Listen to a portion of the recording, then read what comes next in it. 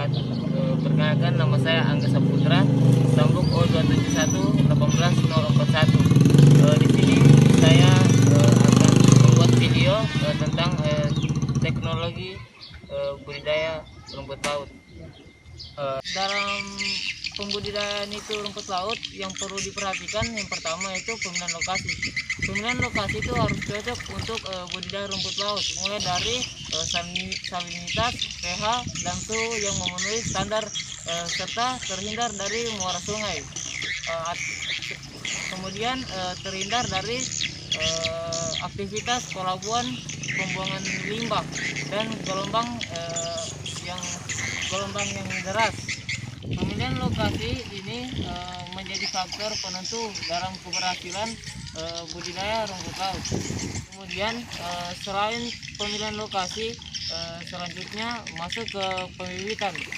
Pembibitan ini pakailah bibit yang berumur 25 sampai 30 hari. Kriteria bibit yang berwarna cerah dan talus, yaitu yang memiliki banyak cabang. Seperti ini, teman-teman.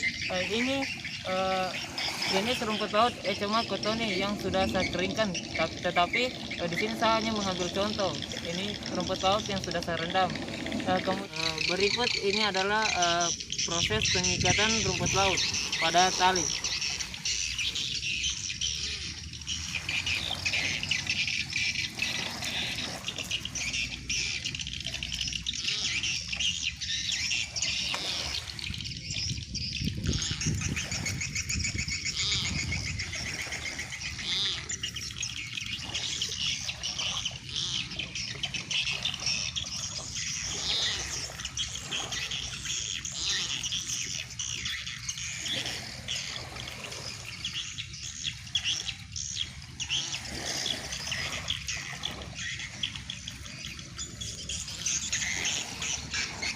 Kemudian jarak pengikatan rumput laut pada tali itu berjarak 10 sampai 20 cm.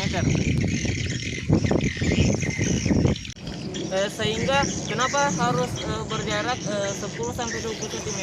Sehingga rumput laut itu dapat berkembang dengan baik. Dan dalam pembibitan, yaitu kriteria bibit rumput laut yang dipakai itu memiliki berat 10 sampai 100 gram. Itu yang bisa digunakan dalam pembibitan rumput laut. Kemudian dalam pembibitan itu menggunakan tali PE. Ini yang disebut tali PE. Tali PE itu menggunakan diameter 4 sampai 5 mm sebagai tali bentang. Selanjutnya yaitu penempatan atau penanaman. Yaitu penanaman yaitu 30 cm di bawah permukaan air. Yang saya maksud ini 30 cm di bawah permukaan air itu metode dasar. Kemudian dan dari tinggi dari dasar laut itu 20 cm dari dasar laut. Setelah pembibitan, kemudian lanjut ke pemeliharaan.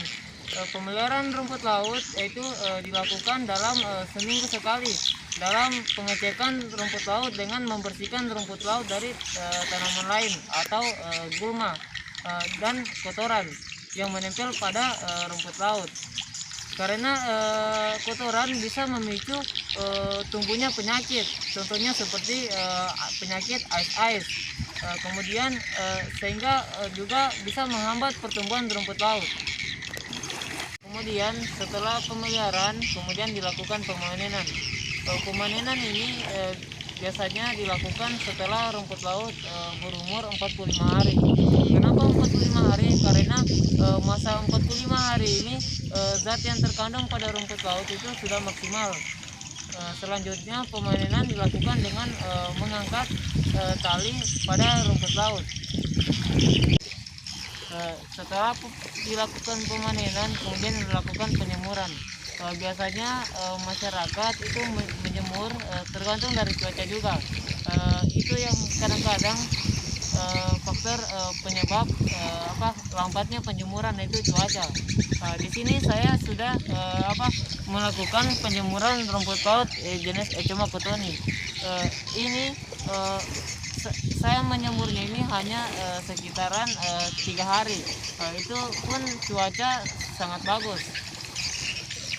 Jadi rumput laut setelah dijemur yaitu dia keras, kemudian dia warnanya agak kuning-kuningan. Nah, ini contohnya.